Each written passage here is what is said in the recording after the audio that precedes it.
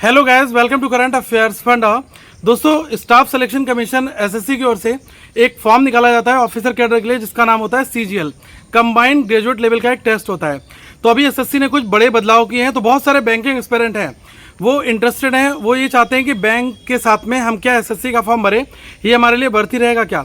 देखो गाइस, पहले क्या होता था, मैं आपको बता दूं, एसएससी में जो लेवल 1 प्रिलिमिनरी एग्जामिनेशन है उसमें 4 सेक्शंस आपके पहले भी आते थे, आज भी वही रहेंगे।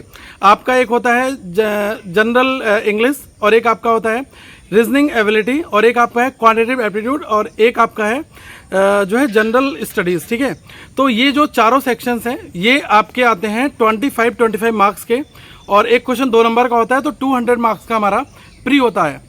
इसके बाद पहले जो मेंस हुआ करता था उसमें केवल 2 सेक्शंस होते थे, एक आपका होता था क्वांट का और एक होता था आपका जनरल इंग्लिश का। ठीक है, तो यहाँ पर इस बार क्या बड़े बदलाव किए गए हैं कि इस बार एक तो मेंस में उन्होंने प्रीलिम्स तो एज इट इज़ रखा है, मेंस में जो एसएससी है इन्होंने एक तो कंप्यूटर को ऐड कर दिया है, और जो जीएस है वो भी आपकी मेंस में ऐड कर दी गई है, प्लस रीजनिंग है वो भी यहाँ पर मेंस में ऐड कर दिया गया है। देखो गाइस, अगर आप बैंकिंग एग्जामिनेशन की तैयारी करते हैं तो आपका जो जनरल अवेयरनेस होता है वो एक तरीके से करंट अफेयर्स होता है। ठीक है, जो हम करंट ट्रेंड देखते हैं, इवेंट देखते हैं, उनके हिसाब से हमारे क्वेश्चंस बनते हैं। बस एसएससी में क्या होता है कि जनरल स्टडीज़ में आपका कंप्लीट जो ज्योग्राफी है, हिस्ट्री है, पॉलिटी है, ठीक है, इकोनॉमिक्स है, और आपका साइंस का पोर्शन है जिसमें फिजिक्स, केमिस्ट्री, बायोलॉजी, इनसे जुड़े हुए क्वेश्चंस आते हैं।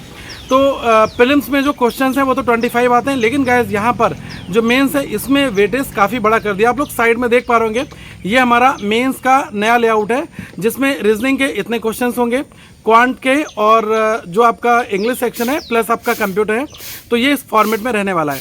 अब आ जाते हैं मुद्दे पर कि क्या बैंकिंग एस्पिरेंट को एसएससी की ओर मूव करना चाहिए या नहीं करना चाहिए।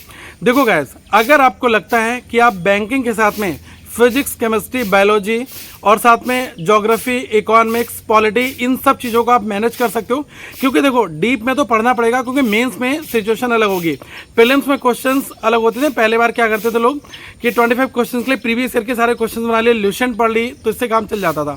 लेकिन अब मेंस में लेवल थोड़ा सा अच्छा रहेगा, तो आपको लगता है कि हाँ, मैं बैंकिंग के साथ में अगर इन सब्जेक्ट्स को पढ़ सकता हूँ, थोड़ा सा फैमिलियर है, तो बिल्कुल आपको यहाँ पर टाइम देना चाहिए, आजमाना चाहिए अपना हाथ। और एसएससी में 20,000 वैकेंसीज निकली हुई हैं, तो यहाँ पर आपके पास एक अच्छा मौका मिल सकता है। लेकिन हाँ, ये ना हो कि पता चले कि बैंकिंग के भी ना रहो और एसएससी के भी ना रहो, दोनों में आप इंडल्ज हो जाओ और फिर रिजल्ट किसी फॉर्मेट में ना मिले।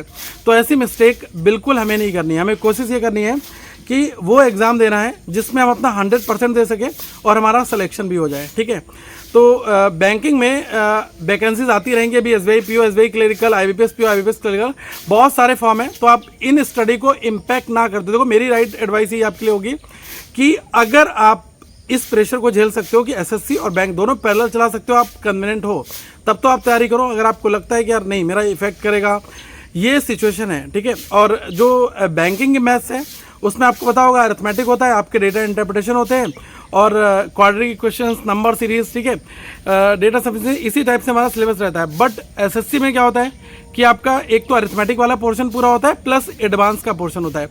एडवांस में आपको अलजेब्रा भी पढ़नी पड़ेगी, आपको टिग्नो भी पढ़नी पड़ेगी, मेंसुरेशन भी पढ़ना पड़ेगा। तो ये सारी चीज़ों का कॉम्बिनेशन जो है वो आपका मेंस में होता है। मेंस और प्री दोनों में आपका कंप्लीट वर्जन यहाँ पर मैथ्स अच्छी खासी प्री प्लस एडवांस वाली पूछी जाती है। ठीक है, तो अगर आप कंफर्टेबल हो इस सब्जेक्ट्स को पढ़ने में, तो आप बिल्कुल अपना बोर्ड दे सकते हो कि आप आगे बढ़ो और आपको एसएससी के एग्जामिनेशन को देना चाहिए। लेकिन हाँ, आपको लगता है कि मेरी स्टडी इम्पैक्ट करेगी, तो गाइज मेरा बोर्ड होगा कि आप केवल बैंकिंग की ओर मूव करें और इसमें अपना कैरियर बनाएं और अपना सिलेक्शन ले।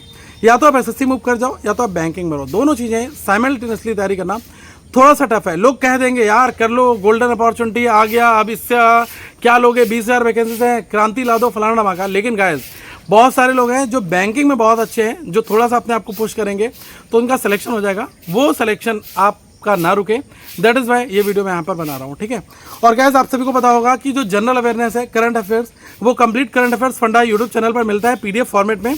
तो बेस्ट पिछले लास्ट 6 मंथ के जो करंट अफेयर्स हैं वो भी अवेलेबल हैं पीडीएफ फॉर्मेट में। पीडीएफ प्रिंट फ्रेंडली है, आप इनको प्रिंट आउट निकाल सकते हैं और सेव कर सकते हैं सिस्टम डेस्कटॉप में, और यूज़ करने के लिए डिस्क्रिप्शन में आप सभी को लिंक दे दूंगा। और साथ में मानवी मैम ने रीजनिंग का एक कंबाइंड कोर्स बनाया हुआ है जिसमें प्रीलिम्स प्लस मेंस दोनों के पजल्स हैं, वो आप देखें। और मेरा खुद का एक डेटा इंटरप्रिटेशन का कोर्स है जिसमें मैं आप सभी को बेसिक स्केच से डीआई सिखा रहा हूँ और लेवल काफ़ी अलग रखा गया है और क्वेश्चंस बिल्कुल इनिशियल लेवल से हमने मैक्सिमम लेवल तक रखे हैं। तो आप इनको देखें और अपनी प्रिपरेशन करें। आगे हम लोग फिर मिलेंगे। Thank you so much. Have a good day to all of you once again. We will meet in the next video.